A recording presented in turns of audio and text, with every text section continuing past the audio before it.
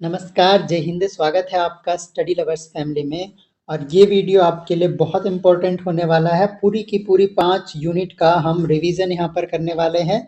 सभी यूनिट से top 10 MCQ select किए गए हैं। तो ये पूरे आपके पास टॉपिक्स आ जाएंगे। किन किन टॉपिक्स से क्वेश्चन बनाए गए हैं उन टॉपिक्स पे जरा ध्यान दीजिएगा, क्योंकि अक्सर वो टॉपिक सेलेक्ट किए गए हैं जो बार बार पूछे जाते हैं और ज़्यादा इम्पोर्टेंट जो परीक्षा की दृष्टि से रहते हैं। तो शुरू कर लेते हैं बिना किसी देर किए हुए। पहला क्वेश्चन आपके पास है, विच of the following philosophies emphasize the development of the individual through experience and practical engagement as opposed to abstract theorizing? तो कौन सा एक तरह से कौन सी दार्शनिकता अनुभव है या कौन सा दार्शनिक अनुभव और व्यावहारिक संलग्नता के माध्यम से व्यक्ति के विकास पर जोर देती है, न कि अमूर्त सिद्धांतों के विपरीत? तो कौन सा दर्शन इनमें से है? आइडियलिज्म है, रियलिज्म है, प्रयोजनवाद है या फिर प्रकृतिवाद है? तो सही आंसर जो इसका हो जाएगा ये प्रयोजनवाद है। प्रयोजनवाद जो है व्यक्ति के विकास पर बल देता है अनुभव और व्यावहारिक संलग्नता के माध्यम से, न कि अमूर्त अमूर्त सिद्धांतों की बात आइडियलिज्म करता है। तो आपका ऑप्शन नंबर सी सही उत्तर हो जाएगा। अगला देखिए, according to which philosopher in education primarily a means to achieve individual freedom and self expression, highlighting the importance of innate goodness in children? यानी कौन सा दार्शनिक है जो शिक्षा मुख्य रूप से व्यक्तिगत स्वतंत्रता और आत्म अभिव्यक्ति प्राप्त करने का एक साधन मानता है और ये बच्चों में अंतर्निहित अच्छाई के महत्व को उजागर करता है? तो किससे इसको आप रिलेट कर सकते हैं? तो अगर आपने ठीक से थ्योरी सेक्शन पढ़े हैं तो क्वेश्चन आपको ऐसा नहीं मिलेगा कि एक तरह से प्रकृतिवाद का समर्थक कौन है, या फिर इतना सिंपल क्वेश्चन नहीं बनेगा। जैसे ये क्वेश्चन देखिए, लैंग्वेज जरा देखिए कि कौन सा दार्शनिक है जो एक तो व्यक्तिगत स्वतंत्रता की बात करता है और आत्म अभिव्यक्ति यानी सेल्फ एक्सप्रेशन की बात करता है, कि इन दोनों चीजों का साधन है शिक्षा, जो बच्चे में अंतर्निहित, जो बच्चे के अंदर निहित है अच्छाई, उसको उजागर करने का काम करती है शिक्षा। तो बहुत अच्छा स्टेटमेंट है। और ये स्टेटमेंट जो है आपका, जहाँ पर पर्सनल फ्रीडम की बात आ गई, तो वो या क्या होगा, प्रकृतिवाद का सिद्धांत होगा। और प्रकृतिवाद के समर्थक जो इनमें से हैं उन्हीं का ये कथन है। तो रूसो हमारा सही आंसर हो जाएगा। अगला प्रश्न है, विच of the following is a characteristic of Erikson's theory of personality development? कौन सा जो एरिक्सन है इनके व्यक्तित्व विकास के सिद्धांत की कौन सी विशेषता इनमें से है? तो एरिक्सन की थ्योरी भी इम्पोर्टेंट है। व्यक्तित्व विकास की सिद्धांत खासकर पियाजे की थ्योरी के साथ रिलेट किया जाता है इसको। तो इसका जो आंसर हो जाएगा आपका ऑप्शन देखिए, फिक्स स्टेज ऑफ डेवलपमेंट यानी विकास के निश्चित चरण, सामाजिक और भावात्मक संघर्षों पर जोर, या संज्ञानात्मक विकास पर ध्यान, अपरिवर्तनीय व्यक्तित्व गुण एक तरह से। तो इनमें से जो सही आंसर हो जाएगा ये आपका सोशल एंड इमोशनल कॉन्फ्लिक्ट्स। तो कॉन्फ्लिक्ट्स की बात करता है। 8 स्टेप हमने पढ़े भी थे पिछले वीडियो में कि 8 प्रकार के स्टेप इन्होंने दिए हैं। तो एक उनमें से था कि कॉन्फ्लिक्ट्स की बात ये करते हैं। यहाँ पर क्या है, सोशल एंड इमोशनल कॉन्फ्लिक्ट्स, ये व्यक्तित्व विकास के सिद्धांत की एक विशेषता है इनकी। अगला क्वेश्चन है, अकॉर्डिंग टू हार्वर्ड गार्डनर का जो मल्टीपल इंटेलिजेंस थ्योरी है यानी बहुबुद्धि का जो सिद्धांत है, which type of intelligence involve sensitivity to sounds, rhythms and music? कौन सी बुद्धि है जो सेंसिटिविटी है एक तरह से, जो ध्वनियों, लयों और संगीत के प्रति संवेदनशीलता शामिल करता है? तो हार्वर्ड गार्डनर के अकॉर्डिंग हम अगर हम देखें तो इनमें से कौन सी होगी संगीत के प्रति? सिंपल सा आंसर है आपका म्यूजिकल इंटेलिजेंस यानी संगीत बुद्धिमत्ता। तो ऑप्शन नंबर सी आपका सही उत्तर हो जाएगा। What is the primary difference between aptitude and attitude in psychological measurement? जो मनोवैज्ञानिक परीक्षण होते हैं या मेजरमेंट मापन होता है, उसमें क्षमता और दृष्टिकोण के बीच में क्या अंतर है? ऑप्शन आप देख सकते हैं। क्षमता सीखी जाती है जबकि दृष्टिकोण जन्मजात होते हैं। देखिए दृष्टिकोण जो आपका है ना वो जन्मजात नहीं होता है, आपका एक अपना एटीट्यूड होता है जो कि समय के साथ धीरे धीरे डेवलप होता है। ऐसा नहीं है कि जन्मजात आपका दृष्टिकोण वैसा ही है जैसा आज है। एप्टीट्यूड क्षमता जो है संभावित क्षमता को मापती है, जबकि दृष्टिकोण भावनाओं को और विश्वासों को मापता है। ये वाला स्टेटमेंट आपका करेक्ट हो जाएगा। बाकी आप इससे भी हटा सकते हैं। क्षमता एक निश्चित विशेषता है, दृष्टिकोण समय के साथ बदल जाता है। तो क्षमता एक निश्चित विशेषता नहीं है। क्षमता और दृष्टिकोण पर्यायवाची और परस्पर नहीं, दोनों में अंतर है और दोनों अलग-अलग होते हैं।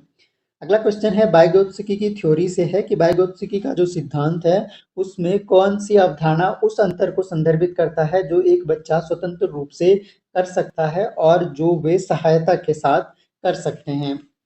तो कौन सा सिद्धांत है, एक तरह से वाइगोत्स्की के सिद्धांत में कौन सी अवधारणा है। तो यहाँ पर देख सकते हैं zone of proximal development, scaffolding, या फिर कॉग्निटिव डिसोनेंस या इक्विलिब्रेशन। तो सही आंसर इसका हो जाएगा प्रॉक्सिमल विकास का क्षेत्र या proximal development zone, zone of proximal development.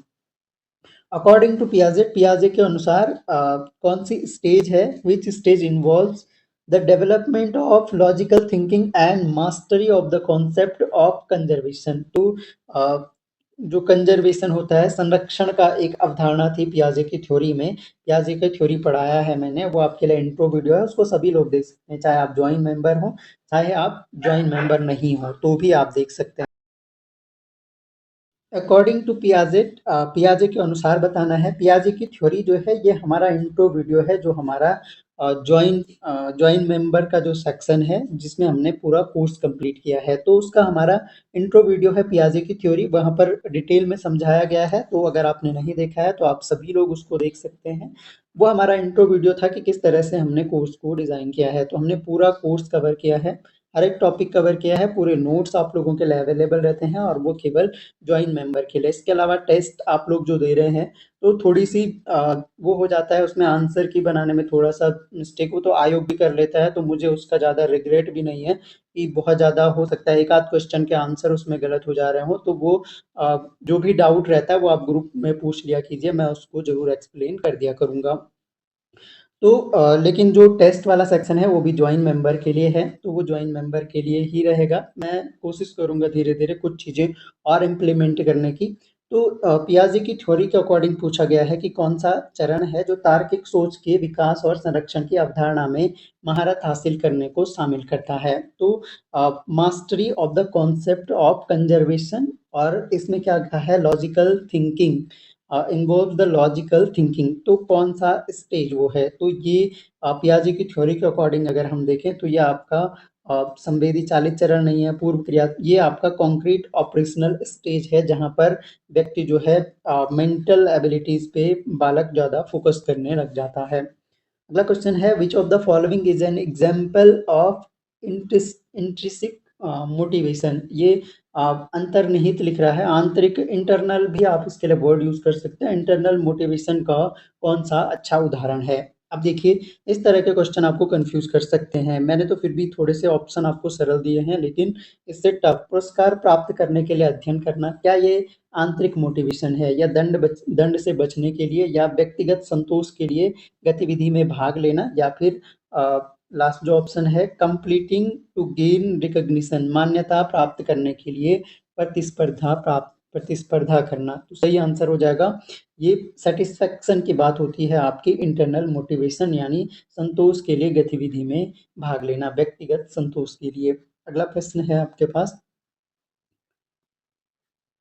what is the primary focus of the continuous and comprehensive evaluation system in education। जो CCE है उसका प्राइमरी फोकस क्या है। ऑप्शन आप देख सकते हैं, summative assessment at the end of the year, वर्ष के अंत में संक्षिप्त मूल्यांकन, या फिर सैद्धांतिक ज्ञान की समग्र परीक्षा, या फिर छात्र की प्रगति और समग्र विकास का नियमित मूल्यांकन। तो ऑप्शन नंबर सी सही उत्तर हो जाएगा। अगला क्वेश्चन हम देखते हैं, in which educational context is drama most effectively used to enhance learning and understanding। कौन सा एक तरह से शैक्षिक कंटेक्स्ट में जो इन्हेंस करने के लिए ड्रामा इफेक्टिवली यूज किया जाता है लर्निंग और अंडरस्टैंडिंग के लिए। तो ऑप्शन आप देख सकते हैं, तथ्यों की पुनरावृत्ति के लिए, जटिल सामाजिक और भावनात्मक मुद्दों का अन्वेषण करने के लिए, या फिर फॉर एडमिनिस्ट्रिंग स्टैंडर्डाइज टेस्ट मानकीकृत परीक्षणों के लिए, या फिर जो लास्ट ऑप्शन है केवल सैद्धांतिक अध्ययन के लिए बिना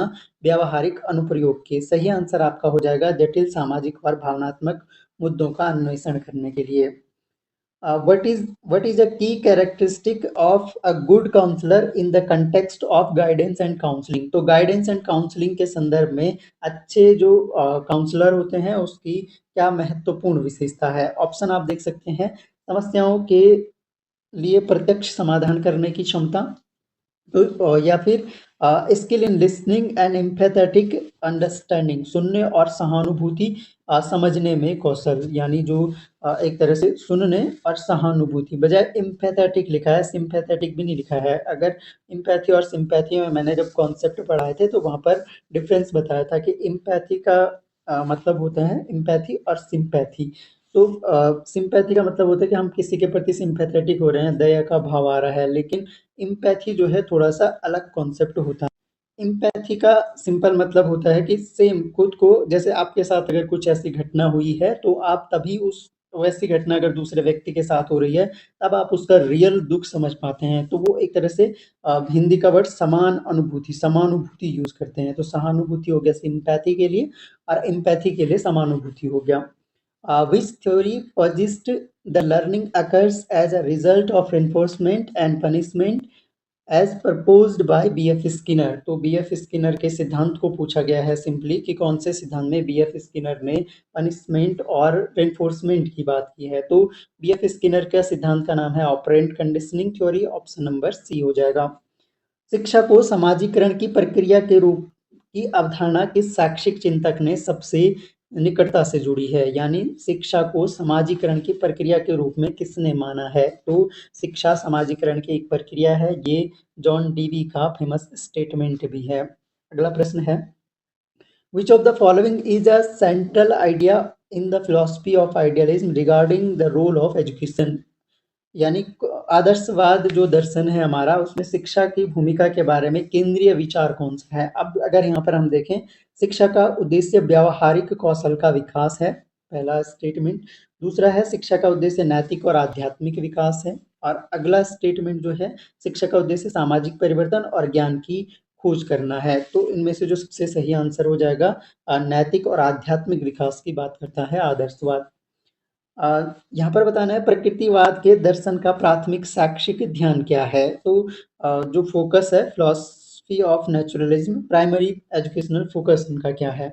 ऑप्शन आप देख सकते हैं यहाँ पर, पारंपरिक नैतिक मूल्यों को सीखना, ये तो प्रकृति की बात करते हैं, प्रकृति और अनुभव के माध्यम से सीखना। ऑप्शन नंबर बी हो जाएगा। Which constitutional provision emphasize the fundamental right of equality in education? यानी समानता के अधिकार पर कौन जोर देता है? अब अगर आपको ध्यान हो कि 14 to 18 जो है हमने पढ़ा है थ्योरी में, पूरा कॉन्स्टिट्यूशनल जो प्रोविजन है एजुकेशन से रिलेटेड, और ये तो मैंने सारे ही पढ़ाए थे, समानता स्वतंत्रता के अधिकार। तो समानता का अधिकार 14 to 18 है और इनमें से 14 to 18 के बीच का जो आर्टिकल है वो 15 है आपका। आप यहाँ पर बताना है कि शैक्षिक दर्शन के संदर्भ में कौन सा शब्द छात्रों में विशिष्ट सांस्कृतिक मूल्यों और विश्वासों को स्थापित करने की प्रक्रिया का वर्णन करता है? अब यहाँ पर देखिए क्वेश्चन को थोड़ा सा समझिए।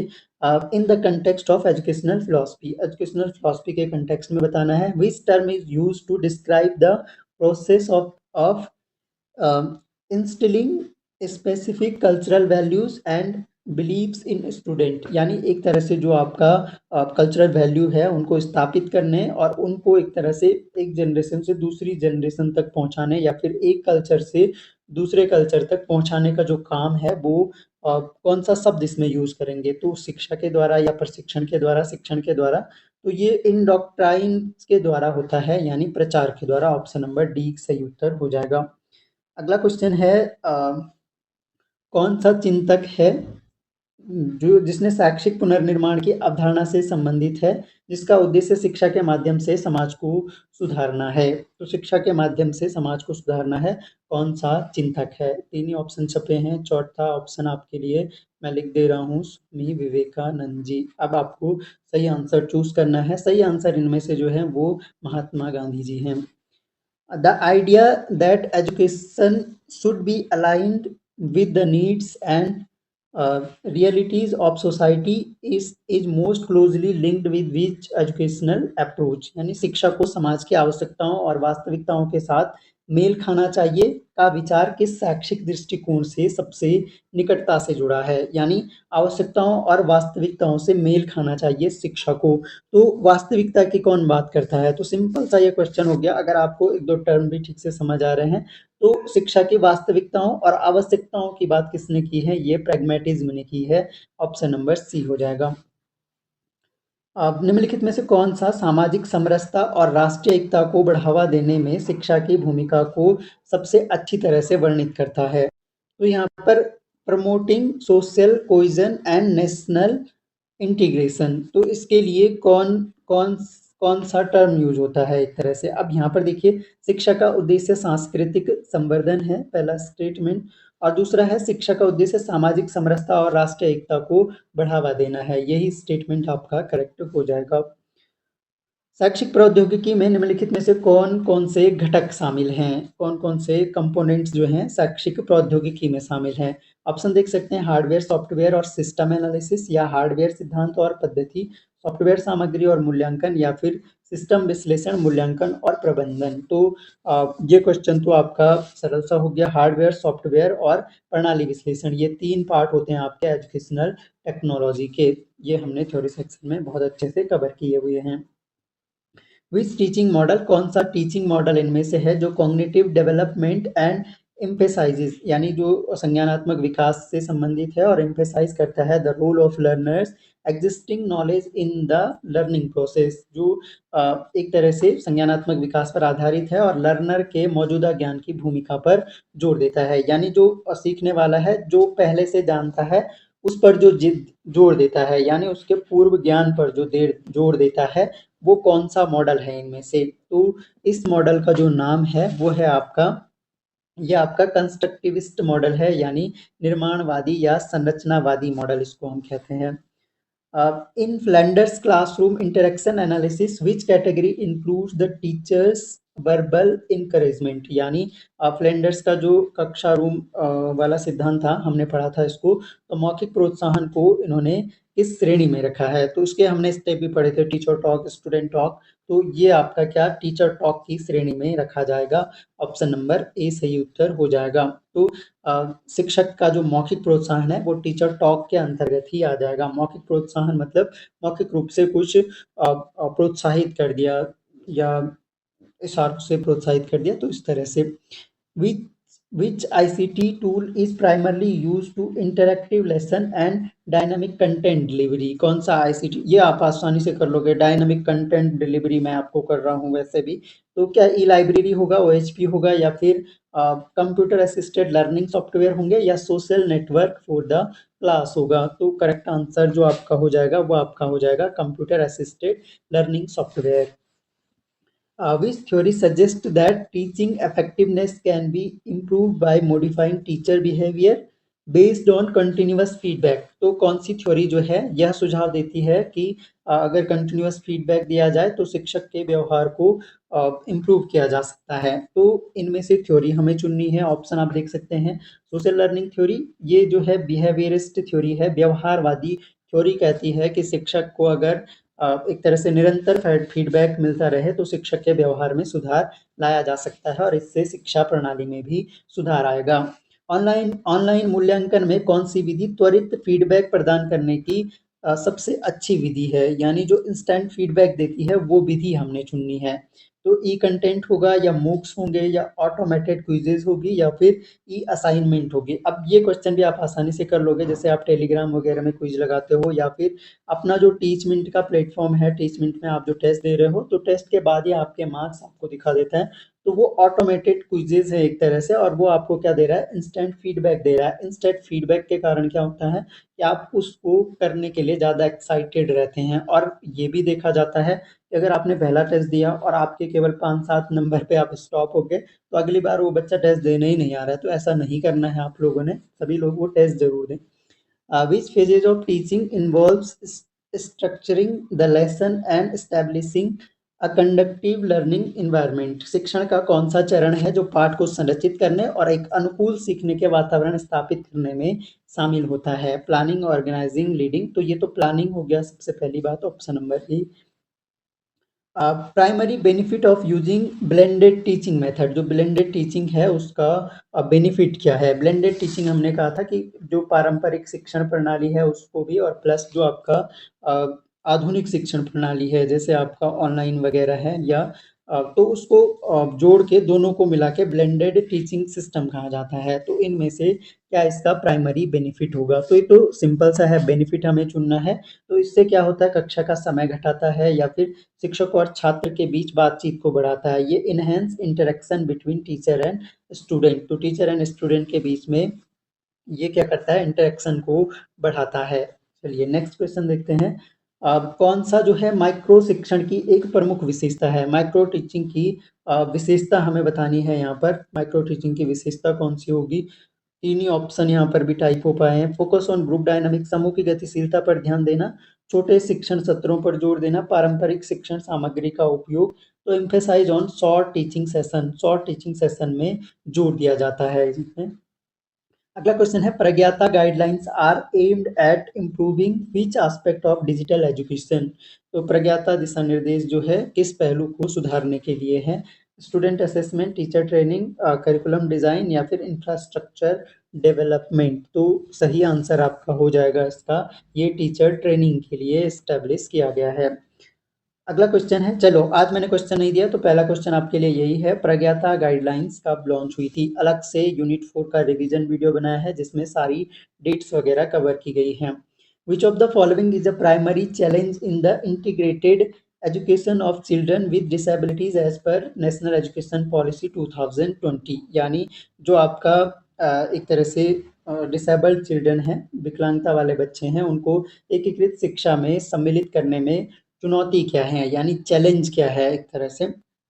लिमिटेड एक्सेस ऑफ टेक्नोलॉजी, प्रौद्योगिकी तक सीमित पहुंच, या फिर आपका शिक्षक प्रशिक्षण की कमी, अत्यधिक पाठ्यक्रम भार।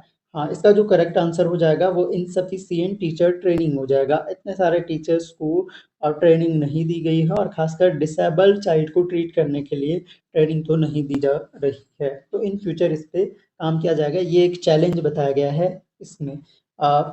जो एनईपी 2020 है इसके तहत निम्नलिखित में से कौन सा विकलांगता की मान्यता प्राप्त प्रकार नहीं है? इनमें से, तो वहाँ पर विकलांगता के अलग-अलग कई प्रकार बताए गए हैं, तो इनमें से कौन सा उनमें एक प्रकार नहीं है? तो ये आसान सा क्वेश्चन हो जाएगा। दृष्टिहीनता उसमें है, श्रवणहीनता है, संज्ञानात्मक विकलांगता भी है, मेंटल डिसेबिलिटी वगैरह जो होते हैं वो आपकी कॉग्निटिव डिसेबिलिटीज में आ जाते हैं।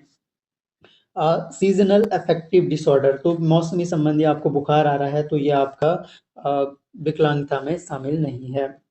सीखने की विकलांगता वाले छात्रों के लिए सबसे प्रभावी शैक्षणिक दृष्टिकोण कौन सा है? पेडागोजिकल अप्रोच पूछ रहा है वो, हिंदी ट्रांसलेशन में थोड़ा सा देख लीजिएगा।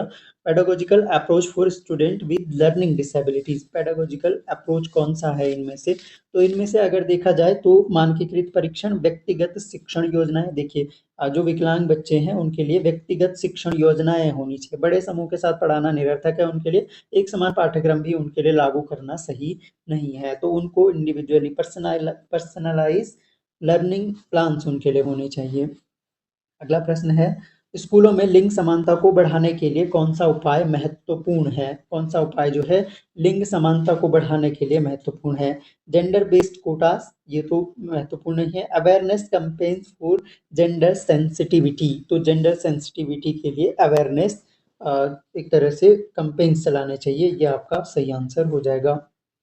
विशेष शिक्षा के संदर्भ में पाठ्यक्रम अनुकूलन का क्या संदर्भ है? जो स्पेशल एजुकेशन है, करिकुलम एडेप्टेशन का क्या मीनिंग है ये कहा गया है। तो यहाँ पर अगर देखें, adjusting the difficulty level of content, सामग्री की कठिनाई स्तर को समायोजित करना, यही आपका करेक्ट आंसर हो जाएगा।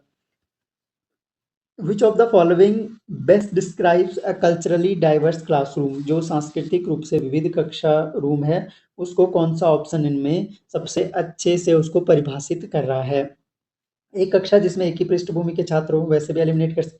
एक कक्षा जिसमें विभिन्न सांस्कृतिक पृष्ठभूमियों के छात्र सम्मिलित हों, तो यही आपका सही आंसर हो जाएगा। यहाँ देखो कोई सांस्कृतिक नहीं, तो ये आप एलिमिनेट कर सकते हो।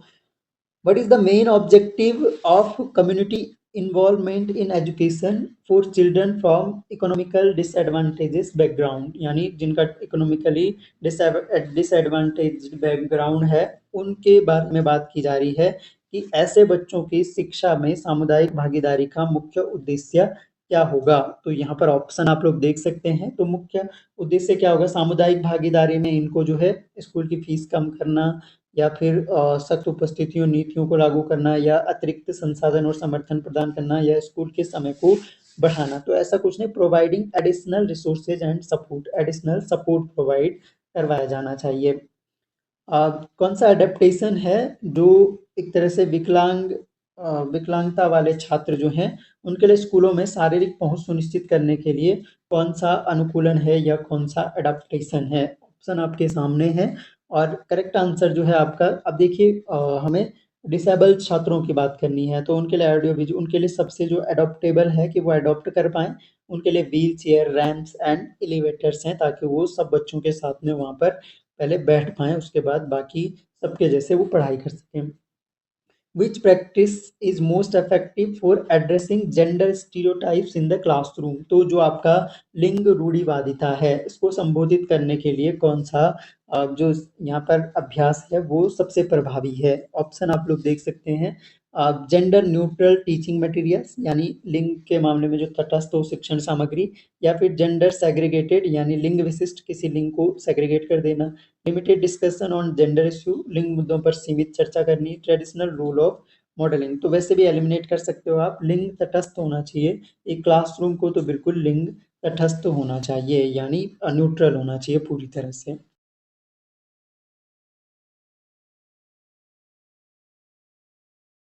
नेक्स्ट आ गया, what is the most significant barrier of the educational success of transgender? जो ट्रांसजेंडर स्टूडेंट हैं उनके जो एजुकेशन है उसमें महत्वपूर्ण बैरियर कौन सा है इनमें से? तो उनका बैरियर अगर आपको चुनना है तो यहाँ पर देखिए, lake of interest in studies, ये कोई बैरियर नहीं हो सकता। इनडिक्वेट क्लासरूम रिसोर्सेज, यानी अपर्याप्त कक्षा संसाधन, या भेदभाव और स्वीकृति की कमी, या पोअर एकेडमिक परफॉर्मेंस, क्या इनमें से सही आंसर हो जाएगा? तो सबसे बड़ा जो बैरियर होगा वो आपका क्या होगा? Discrimination and lake of acceptance, यानी भेदभाव और स्वीकृति की कमी हो जाएगा। अगला क्वेश्चन है, विच of the following is not a primary function of the NCTE? NCTE का प्राथमिक कार्य नहीं है। शिक्षक योग्यता मानक निर्धारित करना, ये इनका मुख्य कार्य है। प्रोवाइडिंग टीचर ट्रेनिंग, ये भी इनका कार्य है। कंडक्टिंग एजुकेशनल रिसर्च, ये भी इनका कार्य है।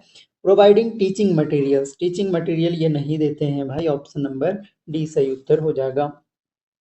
What is the main focus of NEP 2020 in terms of educational structure? क्या एजुकेशनल स्ट्रक्चर के संबंध में मुख्य फोकस किस पे है एनईपी 2020 का? ऑप्शन आपके सामने है।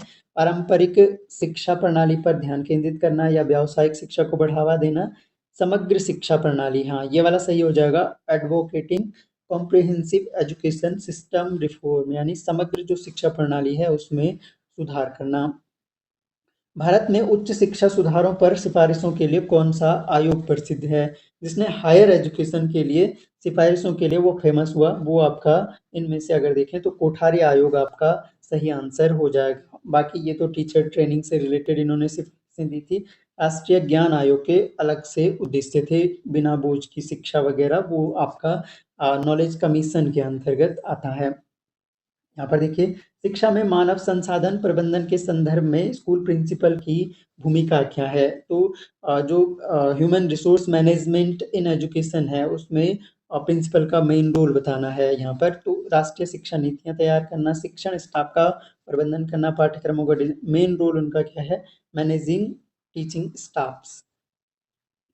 What does the right to education act, जो आरटी 2009 है, वो mandate for children between ages of 6 to 14 क्या अनिवार्य करता है? तो उनके लिए अनिवार्य अगर इनमें से देखा जाए तो providing free education, mandatory school attendance, attendance की बात नहीं करता, परिवहन अतिरिक्त कोचिंग की बात नहीं करता है, तो प्रोवाइडिंग फ्री एजुकेशन, तो निःशुल्क और मुफ्त शिक्षा की तरह से। अगला है, which body primarily responsible for setting standards for teacher education and training in India, जो टीचर एजुकेशन और ट्रेनिंग के लिए एक तरह से स्टैंडर्ड सेट करता है। तो ये सेटर कौन है, स्टैंडर्ड सेटर, ये एनसीटीई है, राष्ट्रीय शिक्षक शिक्षा परिषद है। What is the main objective of the Sarva Shiksha Abhiyan? तो ये क्वेश्चन कई बार रिपीट हो गया है। इसके बावजूद अगर आप में से कोई व्यक्ति इसको परीक्षा में गलत करता है तो वो, मैं एक ही बात कहूँगा कि दोबारा किसी परीक्षा में ना ही बैठें तो अच्छा है। इतनी बार रिपीट करने के बाद भी अगर वो आपको याद नहीं हो पा रहा है, बुरा मत मानिएगा। Providing quality education to all children, गुणवत्तापूर्ण शिक्षा सभी को प्रदान करना। अगला क्वेश्चन है 2023 का जो एनसीएफ है, अ, उसके according following is a significant feature, उसका सिग्निफिकेंट फीचर हमें यहाँ पर चुनना है, यानी उसकी महत्वपूर्ण एक विशेषता को हमें चुनना है। यहाँ पर ऑप्शन देख सकते हैं, रटने की शिक्षा पर जोर, वैसे भी एलिमिनेट कर सकते हो आप लोग। इसके अलावा focus on skill development and critical thinking, ये सही है, स्किल डेवलपमेंट पे फोकस करता है और आलोचनात्मक चिंतन या समालोचनात्मक चिंतन पर बल देता है। बाकी पारंपरिक शिक्षण, मानकीकृत राष्ट्रीय शिक्षण, ये सब नहीं है। अगला क्वेश्चन है, what was the primary recommendation of the Kothari commission regarding second. हाँ, तो हायर एजुकेशन के बारे में इन्होंने सिफारिशें दी थी। इसके अलावा इन्होंने माध्यमिक शिक्षा के लिए भी सिफारिशें दी थी। तो माध्यमिक शिक्षा से संबंधित सिफारिश इनकी क्या थी कि माध्यमिक शिक्षा की अवधि बढ़ाई जाए, माध्यमिक स्तर पर व्यावसायिक पाठ्यक्रम लागू करना, या रटने की शिक्षा पर ध्यान देना, या फिर रिड्यूसिंग द एम्फेसाइज यानी एग्जामिनेशन पे कम फोकस करना। एक तरह से सही आंसर आपका जो हो जाएगा, इन्होंने कहा था माध्यमिक स्तर में व्यावसायिक पाठ्यक्रम को लागू करना। अगला और आखिरी क्वेश्चन ये है, तो इसको आपके लिए फिर से एक चैलेंजिंग क्वेश्चन बनाते हैं। इसका आंसर आप लोग कमेंट बॉक्स में दीजिए। क्वेश्चन आप देख सकते हैं, which act provides the legal framework of the rights of person with disability act. कई बार डिस्कस कर चुके हैं, तो ये भी क्वेश्चन ठीक वैसा ही हो गया जैसे पिछला एक क्वेश्चन था। तो इसका आंसर आप लोग कमेंट बॉक्स में बताएंगे। एक क्वेश्चन मैंने बीच में पूछा, उसका आंसर भी आप लोग कमेंट बॉक्स में बताएंगे।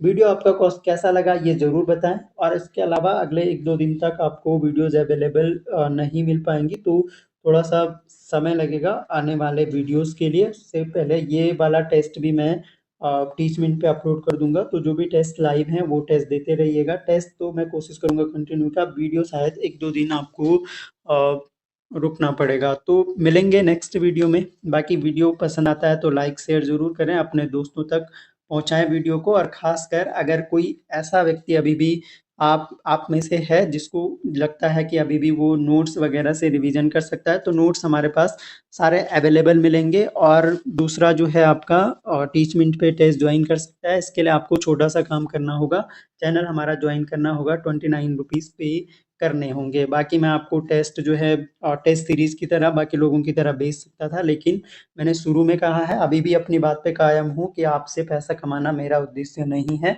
एक प्रॉपर सेपरेट बैच बने, केवल पढ़ने वाले लड़के हमारे पास आएँ, और खासकर ऐसे लड़के आएँ जिनको वाकई में नीड है हेल्प की, तो ऐसे लोगों के लिए हम काम करना चाहते हैं। तो अगर आप भी इनमें से हैं तो अभी भी आपके पास 15-20 दिन हैं, आपको पीडीएफ नोट्स मिल जाएंगे, फाइनल रिवीजन आपका उनसे अच्छा हो जाएगा। रिवीजन वीडियोज़ अभी हर यूनिट के एक-एक आएँगे, वो आपके लिए हेल्पफुल होगा। और इसके अलावा आपका जो है 30 मिनट पे टेस्ट सीरीज़ तो चली रही है, वो सब आपके लिए हेल्पफुल होंगे। तो thanks a lot for listening, मिलते हैं नेक्स्ट वीडियो में, तब तक के लिए जय हिंद।